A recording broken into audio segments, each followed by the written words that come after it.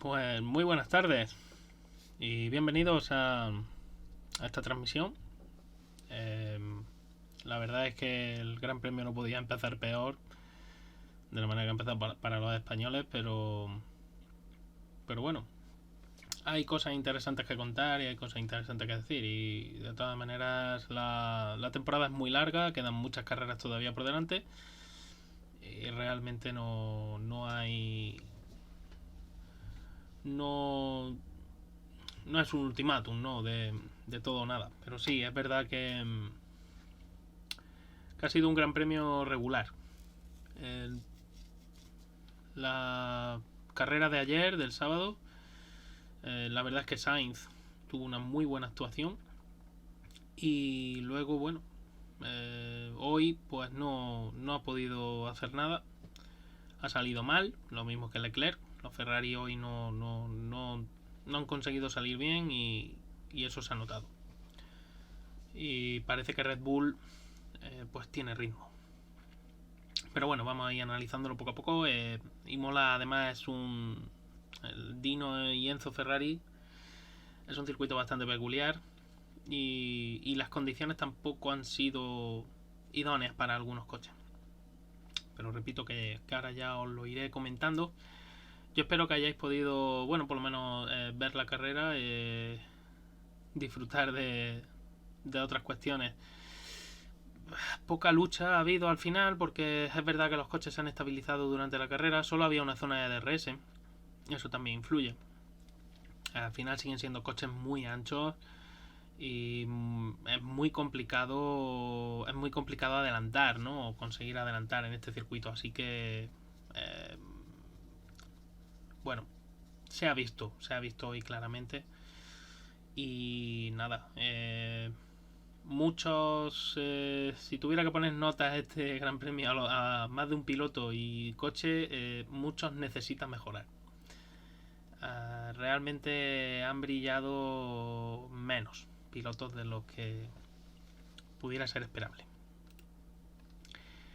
Por cierto, antes de iniciar el directo, bueno, de iniciar ya la charla sobre lo acontecido en el Gran Premio, pues dar las gracias a nuevos seguidores, a Johan Lara, a P. Díaz D y a Bing, bueno, no sé cómo se pronuncia esto, Binjar o Binjar.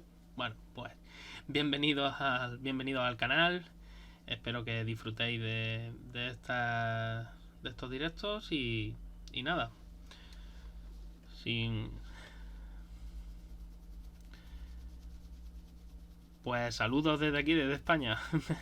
Soy fan de Red Bull por Goebe y Jaguar. Pues seguramente hoy has disfrutado de la carrera porque la verdad es que Red Bull ha tenido mucho ritmo, más del que se creía visto y acontecido el viernes, pero creo que Red Bull esta vez sí ha dado un poco con la tecla del coche. Y bueno, esos rumores de que el coche lo han aligerado, sinceramente, es más que probable. Así que sí, Red Bull está ahí. De hecho, no había dejado de estar. Lo único que ocurre es que la fiabilidad pues la había dejado un poquito en entredicho. Bueno, pues ya pasando al tema de carrera, os pongo aquí por si alguno de los que estáis no habéis visto la carrera o no os acordáis de cómo estaba la tabla de tiempo al finalizar. Pues ahí veis cómo ha quedado la clasificación. Al final Verstappen ha ganado. Segundo Checo Pérez, a mucha distancia. Tercero Norris, a mucha distancia de Pérez, a un mundo de Verstappen. También hay que contar en este aspecto que Norris ha terminado a 34 segundos porque realmente solo han hecho una parada. Y Verstappen y Pérez han hecho dos. Ahora después ya explicaremos un poquito los porqués. Bueno, el pin con Alonso, sí, demasiada aligeración, Juanfran. La verdad es que ha sido una mala carrera. Mala carrera para. Mal fin de semana en general, quizá la clasificación se estuvo mejor. Es verdad que Alpine necesita mejorar también. Pero bueno, ahora ya iré explicando. Russell cuarto al final, Russell estaba para hacer quinto, pero bueno, ha ocurrido un pequeño error que ha tenido Leclerc y ya está. Son cosas de las carreras. Russell cuarto, como digo, pero sin poder inquietar a Norris. Realmente el ritmo del Mercedes de Russell no ha sido suficiente. De hecho, a final de carrera Bottas se lo estaba comiendo. Lo único que ocurre que no había un diferencial de velocidad suficiente, ¿no? para que Valtteri Bottas tuviera un adelantamiento fácil con Russell.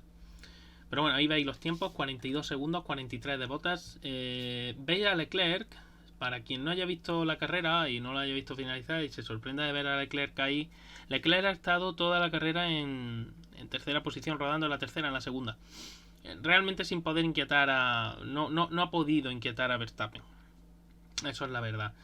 Y Checo Pérez se la ha puesto por delante y a partir de ahí, después de la primera parada, y a partir de ahí ya le ha sido imposible a Leclerc. Y bueno, se la ha jugado y le ha salido mal.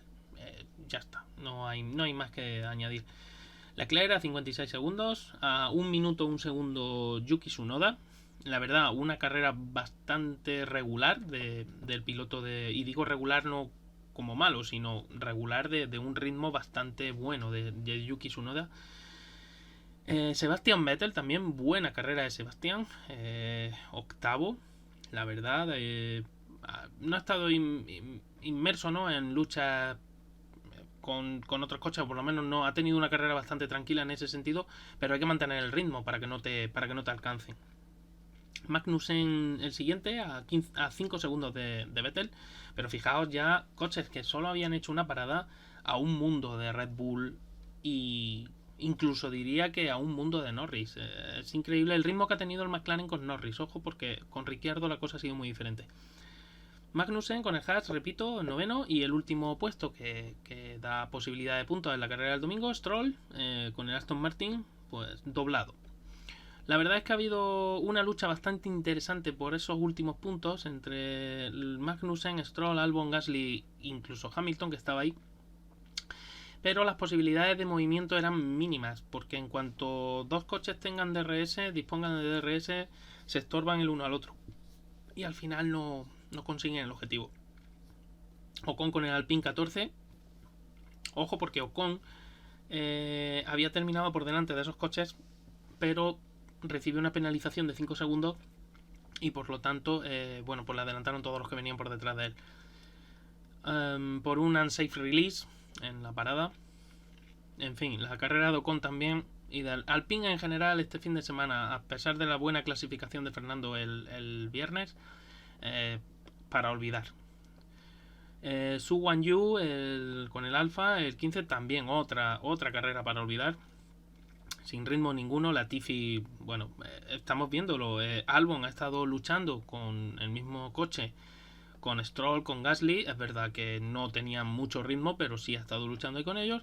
Y sin embargo Latifi, ha estado en las últimas posiciones. Y Mick Schumacher, pues conducción muy errática. Muy errática. Creo que como se le viene un poco grande, ¿no? En la Fórmula 1 todavía el chaval está muy nervioso porque comete fallos bastante gruesos.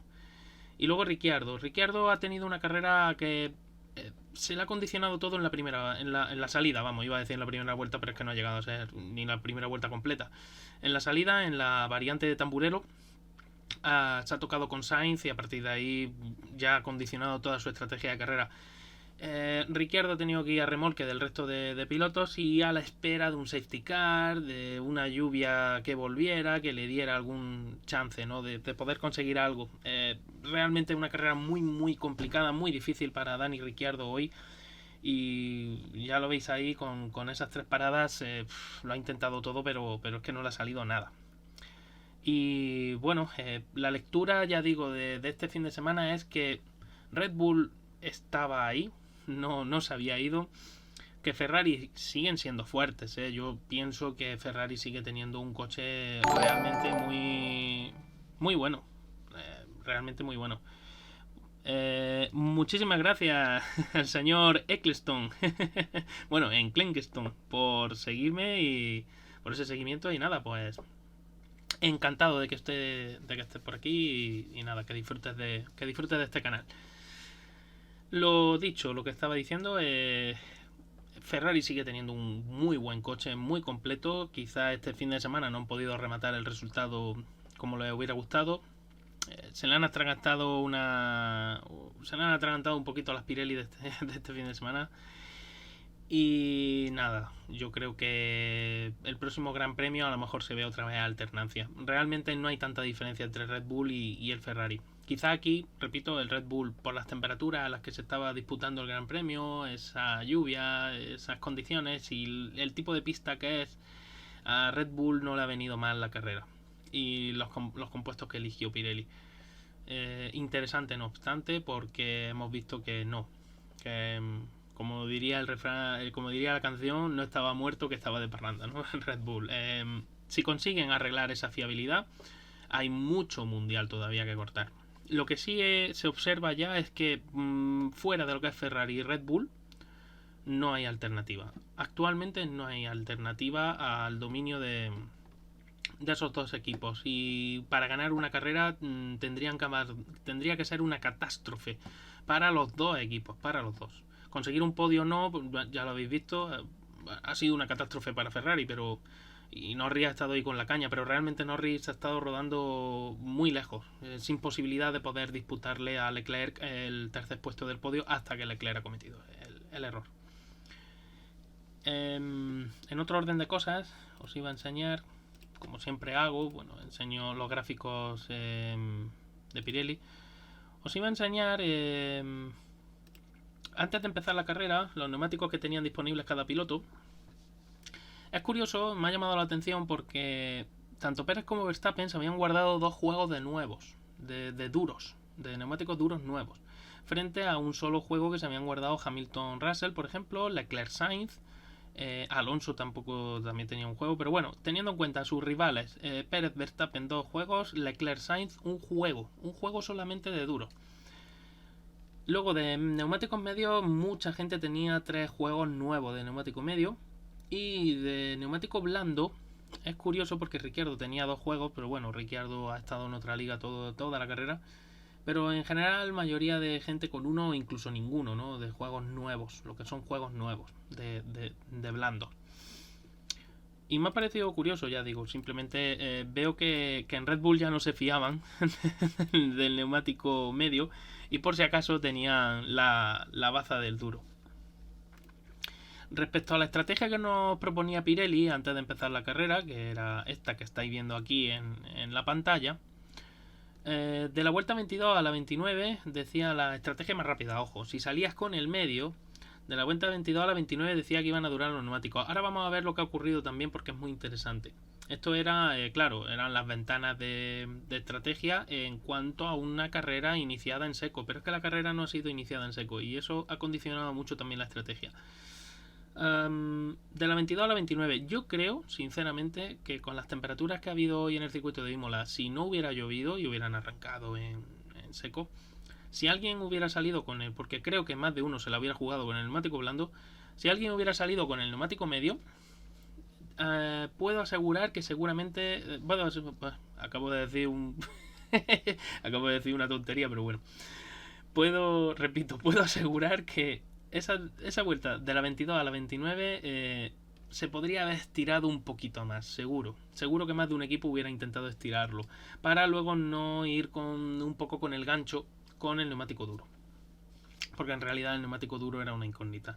De hecho, al final, durante la carrera, con las temperaturas tan frías que se han desarrollado, el neumático duro ha tenido muy poca presencia. Por no decir, si no recuerdo mal, prácticamente nula. Excepto Ricciardo, creo que ha sido el único que lo ha intentado. Luego tenemos la segunda estrategia, que era los que salieron con el blando de la vuelta 13 a la 18. Hay que tener en cuenta que ayer en la carrera del sprint fueron 21 vueltas. 21 vueltas con el neumático blando en la inmensa mayoría de pilotos, los cuales empezaron a tener problemas a partir de la 16, 18 aproximadamente. Y estamos hablando de una carrera en la que tienes que ir a degüello. En un gran premio con tanta, o sea, ya con las vueltas normales de carrera, estábamos hablando de 62 o 63, no recuerdo bien ahora. Teniéndolo en cuenta, yo creo que hubieran conseguido hacer durar esos neumáticos algo más de la 18. Por la sencilla razón de que empujas en la primera, en la segunda vuelta y luego ya, como ya las posiciones más o menos se establecen y ya es difícil adelantar, pues ya más o menos tratas de aguantar e intentar llevar los neumáticos lo más posible para parar más tarde y así tener luego más durabilidad de goma para el final de carrera. Y la segunda estrategia, la tercera estrategia que proponía Pirelli, bueno, era un poco, para mí es un poco locura. Una estrategia, además, este tipo de estrategias normalmente se hacen cuando estás muy atrás y buscas algo distinto, ¿no? Ir a contracorriente. Con todo que vaya bien, con todo que consigas, que bueno, has tenido suerte, te has beneficiado el momento de la parada, no, tal, no sé qué, bueno, pues con todo y con eso posiblemente no consigas ni siquiera un podio, pero te puedes asegurar unos puntos si la estrategia sale bien, saliendo desde atrás. Pero bueno, ahora esta era la estrategia de Pirelli, pero claro, la carrera ha empezado en lluvia, entonces todo se ha visto condicionado a partir de ahí. Como veis, todos han iniciado con neumático intermedio. Y lo curioso es que si veis, la inmensa mayoría de pilotos, es llamativo, han parado en la vuelta 18. Eso quiere decir, os voy a enseñar otra vez el gráfico de la estrategia de Pirelli. Veis que en la segunda estrategia era de la 13 a la 18 y en la tercera estrategia de la 12 a la 17, prácticamente la misma estrategia. Con el neumático blando. Sin embargo, con un intermedio, que un intermedio tiene una composición de goma bastante parecida a la del neumático blando. Los neumáticos de lluvia siempre son más blandos que los neumáticos de seco en composición. Si os fijáis, han llegado a la 18 con el neumático intermedio. Luego estoy seguro que con el neumático blando esa gente hubiera intentado llegar a la 20 por lo menos. Pero bueno, el tema. Vemos la curiosidad. Verstappen, Pérez y Leclerc. De momento de Alonso y de Sainz no he dicho nada, por eso, porque bueno, ha sido incidentes de carrera y no, al final no han podido acabar la carrera y además ni siquiera han hecho el primer stint de carrera, o sea que limpio, o sea que nada. Ahora después ya veremos un poquito mejor. Ya digo, Verstappen, Pérez y Leclerc son los pilotos. Mick Schumacher no lo cuento, y ni a Dani Ricciardo. Ahora Mick Schumacher explicaremos un poquito también lo que pasa. Verstappen en vuelta 18, Pérez en la vuelta... Perdón, Verstappen vuelta 19, Pérez en la vuelta anterior, en la 18. Ya digo, la inmensa mayoría, pues como veis, Ocon, Su, Latifi, Schumacher, Stroll, tenéis también aquí, Vettel ha parado una vuelta antes, en la 17, Tsunoda en la 18. Ricciardo ha sido el que ha iniciado todo el baile, porque él paró en la 16 y a partir de ahí todos han ido ya detrás, una vuelta después o dos vueltas después. El tema es que, como veis, Leclerc paró también en la 19, pararon todos en la misma vuelta, en la 19, intentaron aguantar, pero bueno, pararon.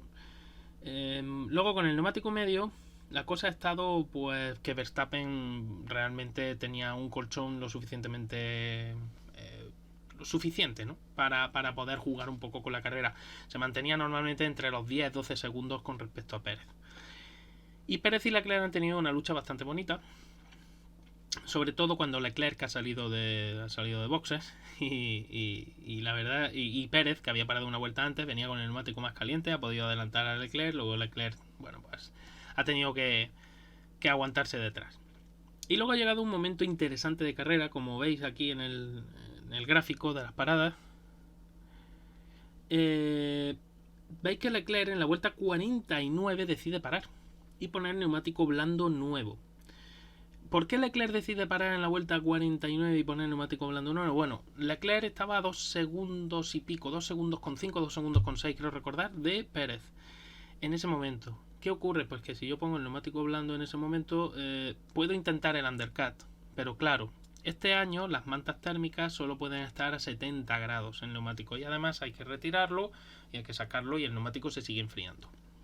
Cuando Leclerc ha salido de boxe, ha pegado además una derrapada, el neumático estaba muy frío.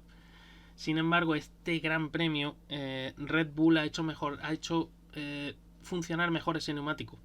¿Qué ha ocurrido? Que Pérez ha parado en la siguiente, pero es que Pérez ha calentado los neumáticos mejor de lo que lo había calentado Leclerc.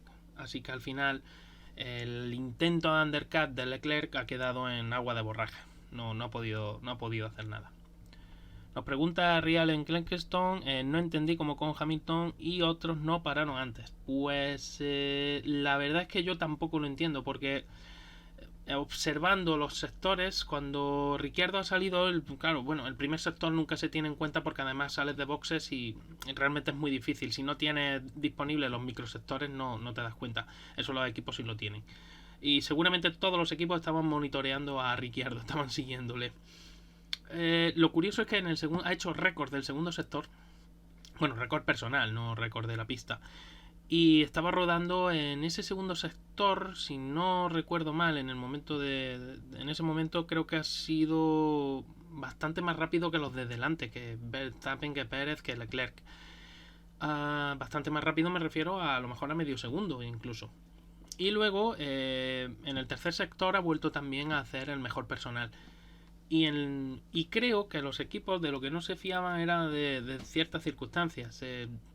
Hay una fase del neumático intermedio en el que ahora después os enseñaré una imagen que ha puesto Sergio Martínez, que es bastante interesante. El señor PNZ, que seguramente lo conoceréis aquí en Twitch porque la verdad es que hace muchos directos. El chico, periodista de Car and Driver. Y si no le seguís, os lo recomiendo. Para eso, y además compañero en GPcast, así que ya sabéis, tenéis que seguirle. PNZ, ahí está. No te suena, ¿no, Carlos? Seguro. El tema es que luego enseñaré la foto, pero lo que quería explicaros era el tema con el neumático intermedio es que llega un momento en que la pista se va secando, pero a lo mejor no se termina de secar del todo. El neumático intermedio tiene una composición que es blanda, bastante blanda, más blanda que muchos neumáticos blandos. Y se calienta bastante bien. Aunque el neumático intermedio pierda ese dibujo, pues puedes pensar, ha perdido el dibujo, vaya, ya no puedo evacuar agua. Bueno, pero como el neumático intermedio se calienta y bastante, resulta que ocurre ese fenómeno curioso en el que la pequeña humedad que pueda haber en el asfalto, el neumático intermedio la va evaporando, porque ese agua que se pega a la superficie del neumático, que ahora está bastante más liso, se va evaporando, la va apartando a base de evaporación también, y porque es una película bastante fina. Si empezara a llover otra vez ya tendría un problema serio, porque ese neumático no sería capaz de evacuar el agua. Así que en ese aspecto creo que los equipos han dudado, porque por ejemplo, si veis, Ricciardo ha parado en la 16, Albon y Gasly sí han parado en la 17, Vettel también ha parado en la 17, y el resto no. O sea, Schumacher, Latifi, Su, Ocon, Hamilton, Stroll, ellos no han parado. Pero bueno, Stroll llevaba cierta ventaja con respecto a esos anteriores en ese momento, entonces Stroll se ha aprovechado de eso. ¿Por qué no han parado? Pues porque se sentirían seguramente los pilotos todavía algo cómodos con ese neumático intermedio, pero bueno, viendo los tiempos de Ricciardo, ya no en la vuelta en la que ha salido de boxes, sino la siguiente, seguramente ya se han asustado y han empezado todos a parar. Ha sido algo curioso, la verdad, y yo también reconozco que no estando donde estaban, y sobre todo Hamilton, por ejemplo, creo que Mercedes ahí ha pecado de demasiado conservadora. Entiendo que Russell haya esperado un poquito más porque estaba en tierra de nadie, pero esos pilotos no lo comprendo.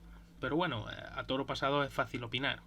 Posiblemente a lo mejor estaban esperando que aguantaran un poquito más esos intermedios. Y luego ha ocurrido, ya digo, ese segundo momento de carrera bastante interesante en el que Leclerc ha decidido lanzar el undercut a Pérez, pero no le ha funcionado.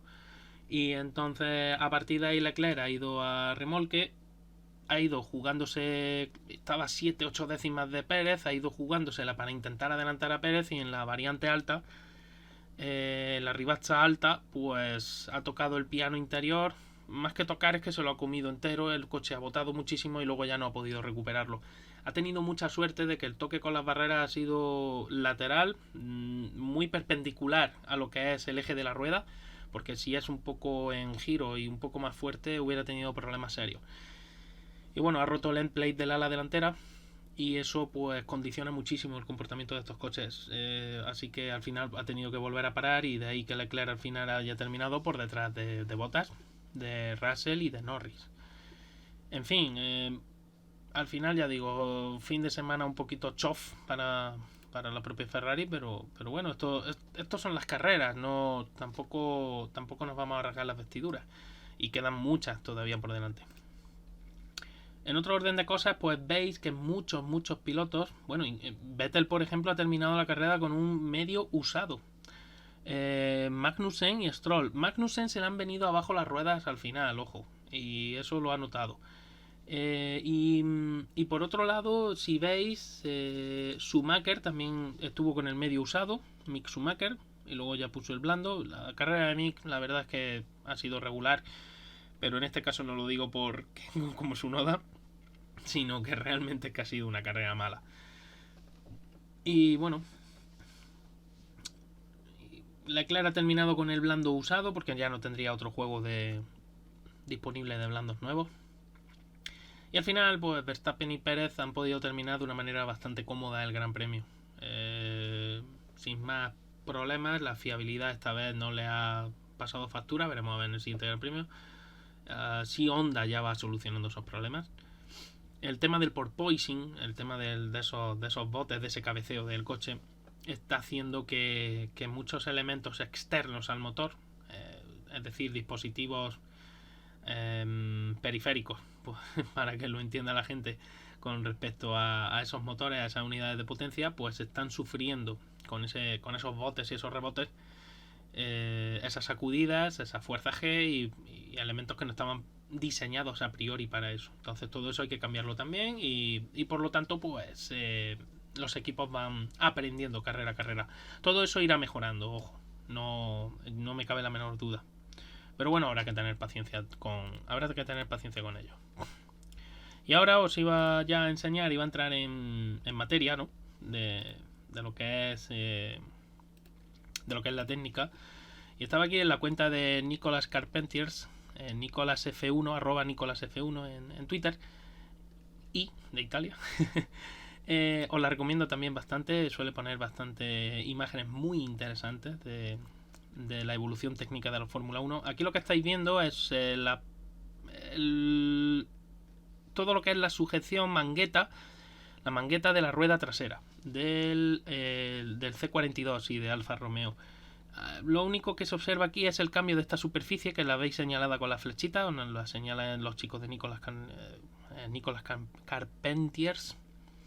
Y digamos que lo que buscan básicamente aquí es variar esa superficie para que el flujo de aire se mueva de una manera distinta.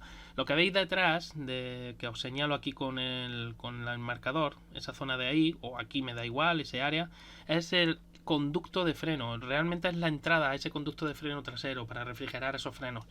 Luego veis aquí que va por aquí la conducción. Aquí se ve perfectamente en esta foto. Así que en ese sentido, bueno, pues buscan ir variando esa superficie pues para que sea más eficiente. Sobre todo lo que se busca es ir reduciendo el drag, la resistencia aerodinámica, de una manera, o sea, sutil, porque en realidad estas reducciones son muy pequeñas, pero lo suficiente para todo va sumando al final, ¿no? En el rendimiento del coche, y esto pues va ayudando también. Ya digo que lo que veis es el conjunto de la mangueta, a donde viene esto que os estoy señalando aquí, que viene por aquí, este tubo que veis aquí, es el tirante de la suspensión trasera, y la mangueta está aquí, toda esta zona de aquí, que es la que recibe los brazos de suspensión, el tirante y la homocinética, el palier, que no me salía, el semieje para transmisión de potencia a esos neumáticos traseros. Si seguimos mirando en la misma cuenta, aquí veis una imagen bastante interesante del Alfa Tauri, creo recordar que era. Vamos a verlo, un segundillo, que creo que estaba aquí arriba. Sí, todas estas son de Alfa Tauri. Esta es la parte trasera del Alfa Tauri. Voy a abrirla, creo que así la veis mejor.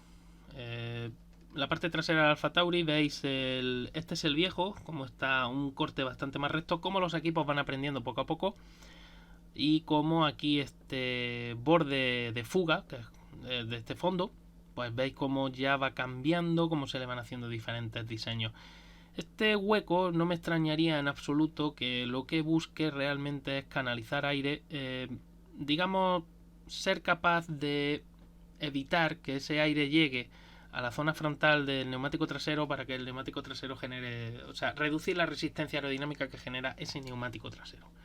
Y a la vez, pues ayudar a que este flujo no interfiera en estos flujos que vienen por aquí, no interfieran en las estructuras de flujo superiores que van luego a alimentar ese conducto de freno trasero que habéis visto antes en el Alfa, por ejemplo. Pues aquí igual, no interfiera tanto y funciona de una manera más eficiente. Pues más cositas. Pues aquí tenéis otra imagen. Estas son esto sería el borde de ataque del fondo. Toda esta zona de aquí. Veis que es bastante grueso. Tiene un radio bastante... Bueno, este es el viejo. Y el nuevo en Imola lo tenéis aquí. Han cambiado el radio de acuerdo de esa zona. Y veis que está un poco diferente con respecto al diseño viejo.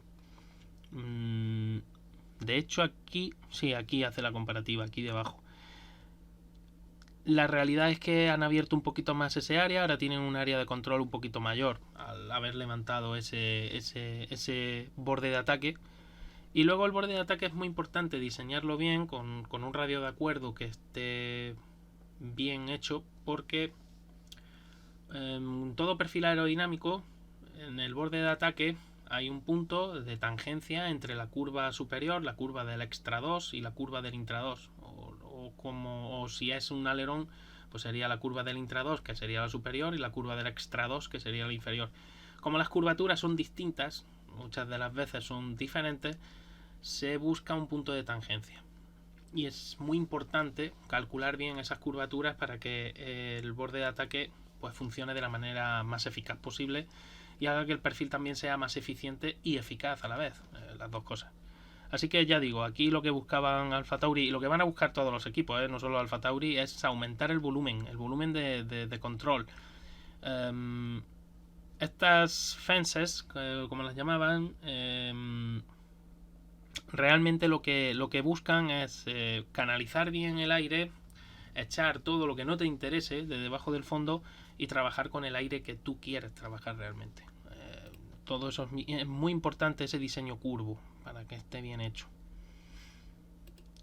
Aquí veis otra vez conductos de freno, estos son los delanteros. Veis cómo cambia el diseño del antiguo al nuevo.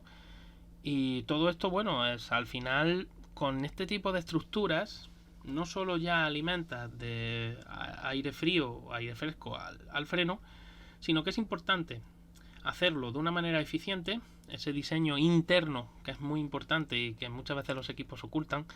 Es interesante todas esas ventanitas, todas esas platinitas que lleva ese diseño interno esa entrada, ¿no?, del conducto de freno, para que el aire pase en un flujo lo más laminar posible, que no sea flujo turbulento, porque si consigues que sea en flujo laminar, ese aire llegará de una manera mejor al freno y refrigerará y será capaz de arrastrar con más eficacia el calor que genera ese freno y por lo tanto no generar tantos problemas, ¿no? Digamos. Así que bueno, voy a miraros en el chat porque he visto que habéis escrito por aquí. Warrior EG, saludos, no lo vi antes en la notificación. Bueno, pues bienvenido, Warrior. Y a Nacho, que será Na5HO, pues buenas tardes, pues muy buenas y bienvenidos. Espero que os esté gustando estas imagencillas que voy poniendo y que voy compartiendo desde la cuenta, en este caso de Nicolas Carpentiers, pero también voy a compartir incluso del señor PNZ. Ahora después enseñaré una foto que ha compartido él en Twitter, bastante interesante también. Y el caso, como estaba hablando, pues eso, es interesante trabajar en ese flujo laminar. No sé si habéis visto alguna vez en coches, y se veía antes más en competición, las famosas tomas NACA. Este año se ve en el Ferrari, en el frontal, en lo que es la nariz del Ferrari, la toma de aire que hay para refrigeración de electrónica y del piloto, que también se considera. Esa pequeña entrada de aire que hay es una toma NACA. Una toma que tiene una forma específica, digamos que certificada, o una toma en la cual las dimensiones estaban determinadas por la NACAP, ahora actualmente es la NASA, y el tema es que hacen que el aire siempre esté trabajando en ese régimen laminar. Entonces, digamos que consigue hacer entrar más masa de aire sin que se te escape. Un poquito la búsqueda de la eficiencia. Y en este caso, pues los equipos lo que hacen en la entrada de los lo que son las entradas de aire para refrigeración de frenos es colocar todas esas pletinitas, dividir muy bien los flujos para poder controlar que ese flujo entre de una manera eficaz. Y bueno, ya veis la diferencia entre una toma de freno y la otra. Esta es más voluminosa, pero también lo que buscará el equipo Alfa Tauri es ya a partir de esa toma de freno ser capaz de manejar los flujos exteriores, no los que van dirigidos a refrigerar el freno, manejarlos de una manera más eficiente y más eficaz y limpiar un poco ese aire sucio que se genera detrás de la rueda, o ayudar a que el aire que viaja por la parte interna no interactúe con ese aire sucio exterior, que además va a hacer que ese aire que a ti te interesa pierda energía, y tú no quieres que ese aire pierda energía, tú quieres que el aire mantenga esa energía y vaya donde tú quieres. Cuanto más energético es un flujo de aire, más fácil es llevarlo al sitio que tú quieres. El tema de Mercedes, bueno, esto se hizo muy famoso ayer. Las voy a abrir así que se verá mejor. El tema de Mercedes es que llevamos diciendo desde que empezó la temporada que daba la impresión, y estamos casi en lo cierto, que el tema de Mercedes, los problemas de calor son importantes. Los problemas con el calor, con la temperatura. Y aquí a las pruebas me remito. Estos son generadores de vórtices, son, bueno, realmente energizadores, ¿no?, de flujo, que se colocan en una superficie del vehículo. Esto sirve para básicamente pues energizar el flujo que viaja dibujando esa superficie. ¿Qué se consigue con eso? Lo que os he dicho antes, si un flujo tiene mayor energía, ese flujo será capaz de seguir un camino que yo le marque de una manera más fácil. Hablando así en román paladino. Entonces el tema es que cuanto más energice el flujo que viaja por esa superficie, mejor será para mí, porque evitaré el desprendimiento de la capa límite y conseguiré que el flujo no pierda energía y vaya donde yo quiero. En este caso concreto, este flujo que me interesa, que ya le interesaba a Mercedes en la versión antigua y que ahora en Imola han colocado ese tercer generador de vórtices, lo que les interesa es llevar el aire a la entrada de ese micropontón. Llevar ese aire, o llevar, digamos, un aire más energético. Un aire que ya sí vaya derechito hacia la entrada del micropontón y no se pierda por el camino. No se me pierda parte de esa masa de aire por el camino. Entonces, bueno, pues colocan estos generadores de vórtices. Con la forma que tienen, tal y como los veis las flechas rojas que han colocado aquí esta gente. Bueno, pues la zona de baja presión sería la zona superior y la zona de alta presión sería la zona inferior. Y el vórtice que se generaría sería en sentido antihorario, es decir, de la zona de más presión a la zona de menos. Y sería, repito, un vórtice de giro de sentido antihorario, como estáis viendo, tal y como están colocados estos generadores de vórtices. ¿Qué consigo con un vórtice de sentido antihorario, como estoy haciendo con mi ratón ahora mismo? Pues que el aire haga este movimiento y vaya hacia abajo. Obligo al aire a que vaya hacia abajo y por lo tanto me aseguro de que gran parte de la masa de aire que está pasando en ese volumen concreto vaya hacia el micropontón, vaya hacia la entrada de ese pontón y me refrigere con más eficacia el coche. ¿Va a haber un aumento de la resistencia aerodinámica? Podría haberlo. Habría que tener en cuenta la superficie frontal que ofrece ese pontón, que es bastante reducida. Así que podría haberlo, podría haberlo, pero el aumento va a ser muy pequeño. Entonces merece la pena hacer este tipo de cositas. Con respecto a la famosa superficie que sujeta el retrovisor del Mercedes, que sabéis que dentro de esta estructura va situado el tubo de protección, o sea, esos tubos obligatorios por la FIA para protección de impacto lateral. Y como sabéis, Mercedes eliminó lo que es la curvatura del pontón, lo colocó más retrasado y lo bajó, lo redujo a la mínima expresión, y tuvo que colocar esta superficie pues por dos razones. Una, la superficie estructural. ¿Por qué? Porque sujeta el espejo. El espejo es necesario.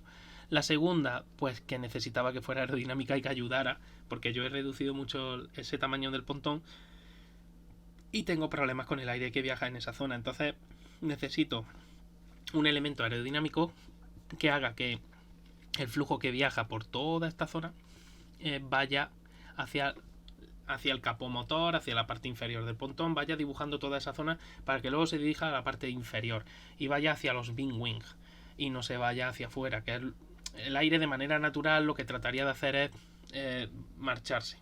Se generaría una contrapresión, seguramente turbulencias, y trataría de ir hacia afuera del vehículo. Con estas piezas, con estos elementos, lo que se consigue es todo lo contrario, que el aire trate de ir hacia el sentido contrario. De hecho, esos generadores de vórtices que están colocados ahí van a hacer la misma función. De nuevo, van a hacer un visto desde frente. En la parte derecha, visto desde frente, en las dos fotos superiores, en la de, veis, Imola y Olt, que pone el viejo, y luego las dos fotos inferiores, Imola y Olt también. Bueno, pues en la foto superior, el vórtice generado va a ser en sentido antihorario de nuevo, por la forma que tienen esos generadores de vórtices. Sin embargo, en la foto inferior, el vórtice va a ser en sentido horario y va a hacer la misma función. Lo que tú quieres es que ese aire obligue al resto de estructura del aire, es decir, energice, ¿no? y genere un pasillo de corriente para que el aire no se escape. Bastante interesante los trabajos de Mercedes, pero también indicativos de que tienen problemas en el coche y problemas muy serios de carga aerodinámica. Aquí veis también el borde de fuga de ese fondo del Mercedes, de los fondos curvados estos famosos que hay ahora, y veis cómo han sustituido ese borde con una curvatura un poquito más suave por una un poquito más agresiva. ¿Qué es lo que buscan? Lo que buscan todos. Como os he enseñado antes en el Alfa Tauri, evitar en cierto modo que la rueda trasera interfiera en el viaje, ¿no?, de los flujos por esta zona concreta, por estos volúmenes. La rueda trasera es un elemento que genera mucha resistencia y en el Mercedes además está bastante expuesto porque, al contrario que otros coches, esos pontones tan reducidos consiguen reducir la drag frontal de la zona, o sea, el SCX concreto del vehículo, pero aumenta el drag aerodinámico de esta rueda trasera, se queda más expuesta a los flujos aerodinámicos y es más difícil manejar. Entonces, bueno, Mercedes está buscando, al igual que el resto de equipos, pues la manera de reducir esa resistencia aerodinámica. Eso en cuanto a Mercedes. En cuanto al equipo Alpine, sus evoluciones muchas se están centrando en esta zona de aquí, en el límite exterior de la entrada al fondo, ¿no? a esos canales inferiores del fondo. Esa pletina lateral, o esa barrera lateral, no podríamos decir, porque esto más que pletina es una barrera. El equipo Mercedes lo que busca básicamente pues es eso. El equipo Alpine lo que busca es básicamente eso. Ir variando para jugar con los flujos que viajan justo por encima del fondo, de manera que estos no traten de interactuar con la parte inferior y bueno, pues hacer al fondo del monoplaza pues más eficaz y que genere más carga. Cuanto más aislado esté el flujo que viaja por la parte inferior del monoplaza con respecto, es decir, el flujo aguas abajo del fondo con respecto al flujo aguas arriba del fondo, cuanto más aislados estén esos flujos, esos sistemas, y menos interactúen, mejor trabajará ese fondo y más carga generará ese fondo. Carga negativa en este caso, estamos hablando de coeficientes de lift negativo en torno al menos 1, más o menos, menos 0,8, menos 0,9. El tema, ya veis, las distintas evoluciones las estáis viendo aquí, en Melbourne, en Jeddah y en Imola. Y bueno, van cambiando un poquito. Veis que era mucho más suave esa curvatura, trataba de hacer otro tipo de trabajo, y como ya lo han hecho bastante más agresivo. El tener un corte bastante más agresivo, lo que se consigue también es generar vórtices. Los vórtices se generan también en cuanto haya una diferencia de presión bastante importante entre una cara y la otra de esa pieza. Y no tienen por qué ser realmente con forma de ala B o con forma de ala invertida, con forma de un perfil aerodinámico. Puede ser incluso, ya digo, ese corte. Se puede generar aquí un pequeño vórtice, no va a ser muy potente, pero sí lo suficiente como para poder jugar con él en todo el borde lateral del fondo y que así se aíslen mejor las estructuras aguas arriba y aguas abajo. Por otra parte, el Wing también está sufriendo modificaciones. Aquí veis, de hecho el Alpine es un coche que se parece bastante al Red Bull en cuanto a filosofía aerodinámica, en parte. Y como veis, bueno, pues están cambiando también ciertas piezas, ese borde de ataque también de la entrada del fondo, pero sobre todo el Wing Wing están cambiando la cuerda que tiene y la incidencia de esas alas. El equipo Alpine pasa por ser concretamente el A522 está siendo uno de los coches más rápidos del campeonato en cuanto a velocidades punta. Entonces eso te permite también poder usar incidencias de ala mayor. Con una incidencia de ala mayor pues consigues más carga, simple y llanamente. También aumenta la resistencia, pero si tú estás siendo más rápido significativamente que muchos de tus rivales, te puedes permitir ese lujo y el coche va a funcionar mejor. A priori, no siempre tener más carga significa ser mejor, depende del circuito, pero bueno, es una búsqueda que se hace si te puedes permitir ese lujo. Y ya digo, ya veis, cambian los bordes de fuga de esos Wing Wing, sobre todo el superior. El inferior parece que tiene pinta de permanecer exactamente igual. Y ese borde de fuga del Wing Wing superior, del ala superior, pues al aumentar la cuerda cambia también un poquito. Pero son cambios, realmente esos son cambios un poquito más, digamos, menos significativos, ¿no? de lo que podría suponer el fondo. Pero bueno, todo es importante, al final todo suma. Un Fórmula 1 es un todo y todo tiene que trabajar en consonancia. Con respecto al fondo del Alpine, ya sabéis que además ellos han aligerado el fondo. Fernando ha tenido la ocasión de llevar esta vez el fondo aligerado frente a Ocon, que ha llevado el fondo normal. Ya veis que han tenido que colocar el tirante, pero bueno, el equipo Alpine pues no iba a ser el único de aquí de la parrilla que no iba a usar el tirante y iba a hacer más pesado su fondo. A fin de cuentas, la Fórmula 1 está adelgazando los coches a pasos agigantados. Así que bueno, ya veis, estos agujeros que se practican en el fondo, básicamente lo que se consigue con ellos es que aire de debajo del fondo escape, ¿no? Digamos, podríamos decir que si aquí tengo una estructura de aire con bastante presión, tengo algo menos de velocidad. Sin embargo, el aire de la parte inferior tiene mucha más velocidad. Lo que consigo es que el aire con mayor presión, si esto estuviera totalmente abierto, pues interactuaría con el aire inferior. Pero, como veis, esos agujeros tienen una longitud determinada. Lo que consigo con esto es generar un vórtice bastante interesante que me haga un poco de sello de ese fondo y evitar así el porpoising. Como, bueno, la FIA permitía a priori ese labio de spoiler que iba a ir en el lateral precisamente para eso, para intentar con esa estructura de aire superior que no interactuara con la inferior. Pero bueno, los equipos han podido ir más allá y si la FIA les ha dicho que ok, pues ok. Así que cada uno está buscando su manera. Alpine ha decidido pues hacer unas modificaciones en el fondo, en el cual es verdad que reduces la superficie útil de ese fondo, pero por otro lado pues consigues también beneficios, como acabo de decir, conseguir que ese aire se energice, aumente su velocidad y por lo tanto no trate de interactuar con el aire en la parte inferior y al final pues reducir ese porpoising, simple y llanamente. En cuanto a Nicolas Carpentier, pues bueno, aquí había unas imágenes del Ferrari, también bastante de la unidad de potencia de Ferrari, pero bueno, esto nada nuevo que no se haya visto antes. Os las dejo aquí un poquito para que os deleitéis. Esa es la zona del plenum.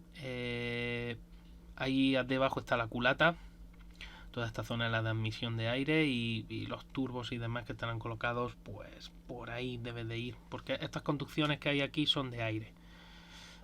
Las conducciones hidráulicas son estas de aquí. Y luego ya pues cableado para controlar electrónicamente el motor. Esto sí es ya entrada. Estos son las entradas de aire propiamente dicha, entrada y salida del intercooler, etcétera. Aquí en esta zona de aquí esto es un radiador.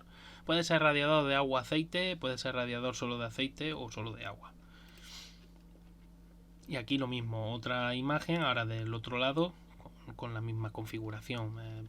Básicamente ya digo que son cosas de Ferrari que ya se han visto antes. Por otro lado, esta imagen me ha llamado mucho la atención de la cuenta de Sala Stampa Racing. Los chicos de Sala Stampa, pues como veis, han hecho esta infografía y me ha llamado mucho la atención por un detalle curioso, y es cómo todas las narices de los Fórmula 1 aquí presentes, pero es que Alpine y Alfa Romeo también lo tienen igual. Veis cómo hacen esa cuchara en la parte frontal, cómo retrasan la punta de la nariz. Quizá Ferrari la adelanta un poco más, pero también hace esa cuchara. Como McLaren también hace lo mismo.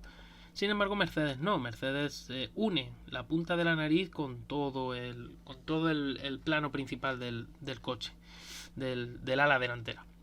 Así que bueno, era bastante interesante observar cómo todos van buscando un diseño bastante similar, ¿no? Y la diferencia de altura libre al suelo que hay entre un coche y otro. Es difícil de determinar porque las imágenes, pues como veis, no están tomadas en el mismo instante ni en la misma posición. Eso habría que determinarlo en parado. Pero es curioso, ya digo, y interesante ver cómo todos bajan esa cuchara en la parte frontal, cómo buscan esa altura mínima al suelo, aunque luego el resto del ala esté un poco más levantada. Y básicamente pues levantar el ala también para favorecer el flujo de aire inferior, pero buscar esa pequeña bañera en la parte frontal pues para generar un poquito de pico de presión y así conseguir asentar un poco más el eje delantero. Ya sabéis que estos coches son bastante suspiradores, pesan mucho y bueno, todo lo que sea asentar un poco aerodinámicamente el eje delantero les viene bien a los pilotos. Eso por el tema de esa estampa. Y esta es una foto interesante que ha puesto Sergio esta tarde. Y lo que quería era que vierais el neumático intermedio. Este neumático intermedio, esta degradación que hay aquí, es graining. Y me ha llamado mucho la atención porque realmente significa que el neumático, lo que no es el neumático el que se ha sobrecalentado, sino es más bien la banda de rodadura. Y es curioso ver graining en un compuesto como este, como el compuesto intermedio. Pero ya digo, lo que ha pasado aquí es un graining, pero vamos, brutal. Y sobre todo, bueno, pues consecuencia del camber que tienen estos neumáticos, estas ruedas, ¿no? En los coches de Fórmula 1, ya sabéis, tienen caída negativa. Bastante además, porque en el eje delantero suelen llevar en torno a 3 grados de caída negativa, 2,70, 3, depende del circuito, y en el eje trasero suele estar por encima del 1,75 también en negativo, menos 1,75, menos 1,8. Entonces son coches que llevan mucha caída en las ruedas y por lo tanto el neumático pues sufre mucho más la parte interna que la externa del neumático. Pero es curioso, muy curioso, me ha llamado la atención ese graining, porque significa que las temperaturas del asfalto eran más frías de lo que incluso Pirelli podía determinar, y que haya en un intermedio graining es muy muy curioso. Aquí tenéis el desgaste del otro neumático, que es algo más regular. Se nota que es de un eje trasero porque no está tan interno, a la parte tan interna, pero también esta foto me ha gustado porque es el detalle del que os hablaba. Todavía queda algo de banda de rodadura para usar. Entonces, si la pista no termina de secarse del todo, es decir, no hay un carril seco realmente, este neumático puede funcionar muy bien en esas condiciones. Pero claro, ¿cuánto duran esas condiciones? Esas condiciones pueden durar 2-3 vueltas a lo sumo.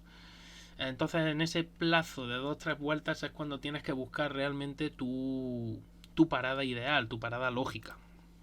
Así que es bastante complicado determinarlo al final, y por lo tanto pues es fácil equivocarte. Y sobre todo si has entrado a cambiar a neumático de seco y de repente ahora se pone a llover, pues estás perdido. Entonces los equipos normalmente pues tratan de llevar la vida útil de estos neumáticos al máximo. Y volviendo a este tema, la verdad es que me ha sorprendido bastante este tema de aquí. Este desgaste tan brutal del neumático intermedio. Pero bueno, con los compuestos de Pirelli este año, con el peso de los coches, con las condiciones que se están dando en carrera, etcétera, pues era bastante curioso, ¿no?, observar estos fenómenos. Y hablando de, bueno, esta cuenta BWT Alpine F1 Updates, que es una cuenta soporte del equipo Alpine, pues vemos ese daño, ¿no?, que ha tenido Fernando. Veis como el fondo también está tocado. Es verdad que Alpine hace cortes en el fondo, pero no de esta índole.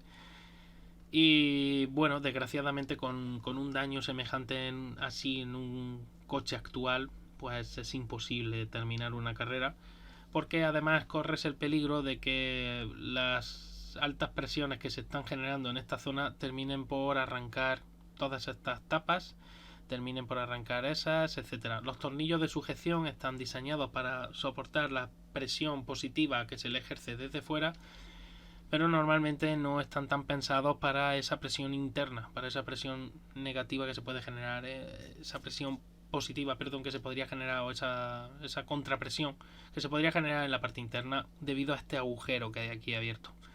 Así que es peligroso correr en estas condiciones. No porque si la mecánica no está tocada, la mecánica puede seguir funcionando sin ningún problema, pero sí es verdad que es peligroso desde el punto de vista aerodinámico, porque este agujero, hay una superficie bastante grande para entrada de aire, el aire que viaja por todas estas zonas tiene alta presión y por lo tanto es muy fácil que el aire trate de colarse en toda esta zona, corriendo el peligro de perder carga aerodinámica mucha, ofrecer mucha resistencia, pero sobre todo el peligro estructural del vehículo. Puedes empezar a perder más piezas, empezar a perder tapamotor, empezar a perder otra serie de elementos que pueden ir volando, con el consiguiente peligro tanto para el propio piloto, porque el coche puede desestabilizarse y salirse de pista, como para los que le siguen por esas piezas que pueden llegar a impactar, ¿no?, contra ellos. Así que bueno, desgraciadamente al final, Fernando, pues con estos daños era imposible seguir la carrera.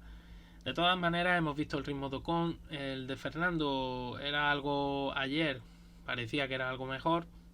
No sé lo que hubiera hecho hoy Fernando realmente. Ya sabemos que Fernando también es capaz de sacar mucho provecho de lo que le dan, pero hoy era un día difícil para Alpine realmente, y bueno, y esto pues tampoco, estas cosas tampoco ayudan, la verdad. Así que, en fin, particularmente pues por mi parte, lo poco que ha dado el fin de semana de este Gran Premio de Imola en cuanto a técnica, pues lo tenéis más o menos resumido aquí. Y ya pues si tenéis dudas, si queréis plantear alguna duda de lo que he ido enseñando, y aparte de eso, pues eso, quería enseñaros graining en un neumático intermedio, que repito, me ha llamado la atención. Así que los compuestos de Pirelli son realmente curiosos. No voy a decir, es que realmente cada vez que miro esta foto me quedo maravillado. pero bueno, ya digo que realmente no puedo decir mucho más. Tampoco soy ningún experto en neumáticos, pero sí es verdad que me sorprende. He visto desgaste brutal, incluso blistering en neumático intermedio y en neumático de lluvia, debido al sobrecalentamiento de toda la estructura del neumático, porque suele ser lo normal. Cuando una pista se va secando, y sobre todo si sale el sol y se calienta, de repente toda la temperatura estructural del neumático sube, porque además el piloto empieza a usar más el freno porque va buscando más rendimiento, y el neumático se destruye, literalmente se destruye. Sin embargo, este graining no suele ser tan normal. Suele ser más normal en neumáticos con composiciones más duras. Entonces me hace pensar, pues eso, que quizás la composición del intermedio de Pirelli sea algo más dura de lo que yo pensaba. También puede ser eso, y por lo tanto, pues de ahí el graining. Pero bueno, ya está. Cosas que pasan, cosas curiosas. Y repito, bueno, no me voy a ir sin enseñaros otra vez de Sala Estampa unas imágenes bastante curiosas de esta gente de Sala Estampa Racing. A ver si la encuentro.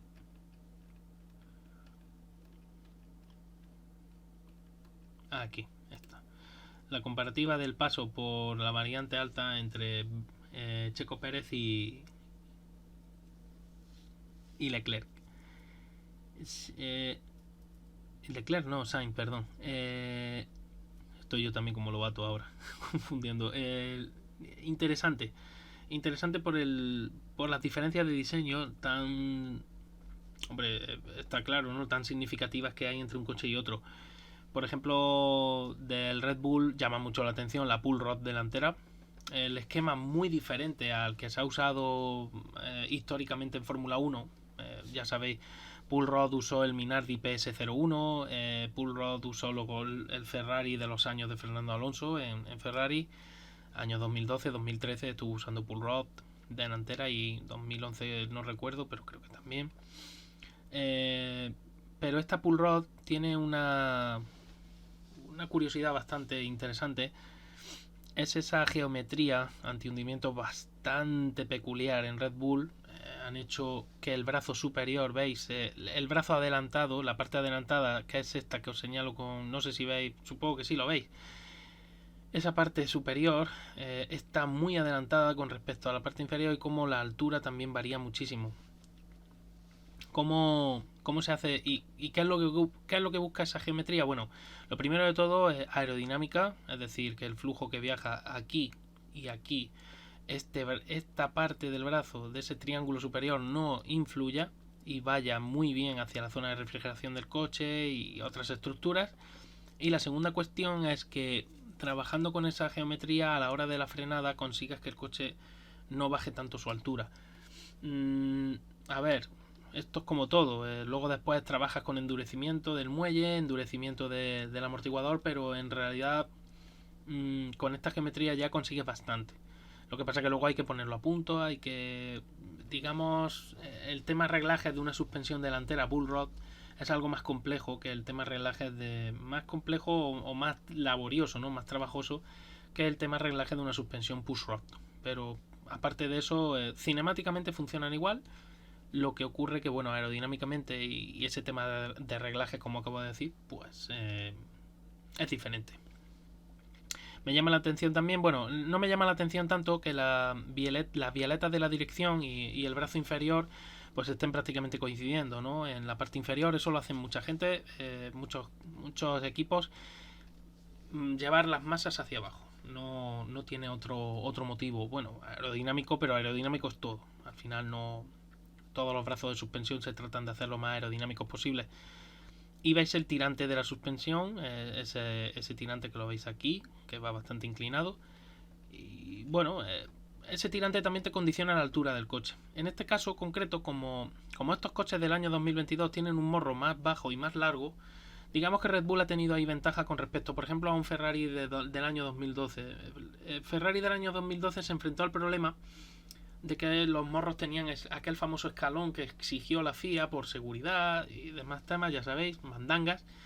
Y el tema es que ese brazo inferior de la suspensión Ferrari tenía que llevarlo mucho más apuntado, con el consiguiente perjuicio de centro de balanceo, de subir el centro de balanceo del vehículo, de no poder bajarlo. Y eso también condiciona un poco el comportamiento del vehículo en el eje delantero.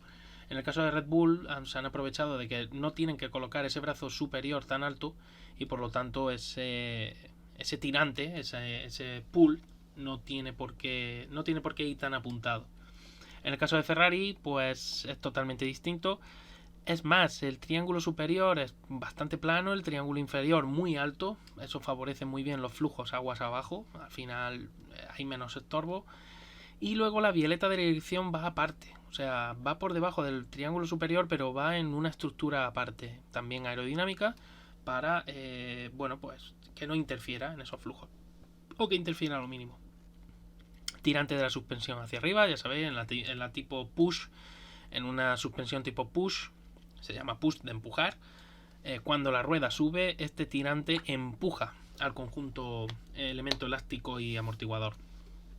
Y digo elemento elástico porque estábamos hablando de muelles, es verdad que no es incorrecto decir muelles, pero los Fórmula 1 ya no usan los famosos muelles helicoidales, no los usan. Los Fórmula 1 llevan muchos años, muchísimos, trabajando con barras de torsión y con otro tipo de elementos elásticos que no son arandelas Belleville, etcétera, que no son muelles como tales, porque los muelles ocupan mucho espacio, sufren de histéresis elástica más que otros elementos elásticos y ocupan mucho espacio y la masa también, entonces hay que tenerla en cuenta, esa inercia. Entonces la eliminación de los muelles helicoidales les vino muy bien tanto en temas aerodinámicos como en temas mecánicos. Así que bueno, ya digo, en el caso de Ferrari, bueno, pues sería empujar al conjunto elemento elástico y amortiguador. En el caso de Red Bull sería tirar de ellos, es decir, cuando la rueda sube, tira de ese tirante, lo sube hacia arriba. Sin embargo, en el Ferrari el tirante lo baja. Y bueno, ya digo, aparte de eso, pues ya poquito más que contar realmente. Me quedo con la imagen del neumático. Me quedo con la imagen del neumático intermedio desgastado totalmente. Y nada, pues si no tenéis ninguna dudita ni nada más que así que queráis plantear, o si os habéis quedado con la duda de algo, si queréis que os repita alguna entre las explicaciones, y si no, pues me parece que vamos dando por concluido este directo. Ya lo que me digáis vosotros.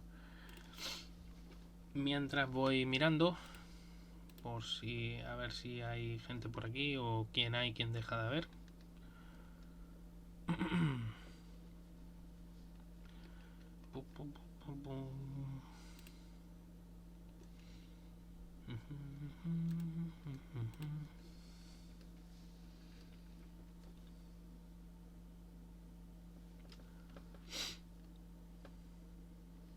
Bueno, tenemos una carrera de iRacing.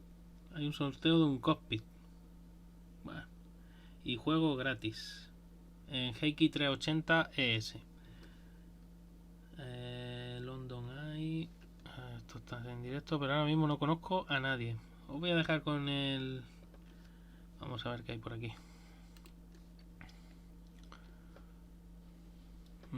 Hay una liga Top Gas, GT7 Nissan GTR. Esto parece también de... Seguramente será de otra carrera virtual. Pues os voy a dejar con ellos mismos, con esta gente de Top Gas TV, si os parece, ya que no tenéis ninguna duda ni nada. Y yo ya pues me voy despidiendo de vosotros, no sin antes daros las gracias por haber estado aquí soportando toda la chapa que os he dado del Gran Premio de Imola. La verdad es que ha sido una carrera, seguramente me lo podréis decir, y a mí también me lo ha parecido un poquito espesa. Sobre todo ha habido un tramo de carrera que realmente han ocurrido muy poquitas cosas y no había nada así especial, ¿no? para hacer. Entonces, bueno, pues ya está, es lo que hay. No, tampoco la Fórmula 1 no siempre va a ser... De hecho, la Fórmula 1 en su historia no ha sido siempre adelantamiento puro y duro, y venga, y ahora te adelanto y te readelanto, y... así que no creo que... Top Gas TV, Gran Turismo 7. Bueno, pues están con el Gran Turismo. Si os interesa, os voy a dejar con ellos, con los chicos. Y nada, por mi parte ya digo, encantado de que hayáis estado aquí. Yo he dado un repasito así rápido a las novedades que me han parecido más interesantes del fin de semana. Y muchísimas gracias por vuestro apoyo, muchísimas gracias por estar ahí. Y trataré de hacer directo lo antes posible. Lo que pasa que ahora el trabajo pues me impide hacerlo con la frecuencia con la que a mí me gustaría. No obstante, bueno, pues cuando me vaya escapando o vaya consiguiendo hacer pues esos escapes y poder hacer directo, pues os lo iré avisando, trataré de avisarlo con tiempo. Muchísimas gracias, chicos, muchísimas gracias por estar ahí. Nos vemos en el próximo vídeo y os dejo con la gente de Top Gas TV con Gran Turismo 7. Y encantado de que estéis aquí. Chao.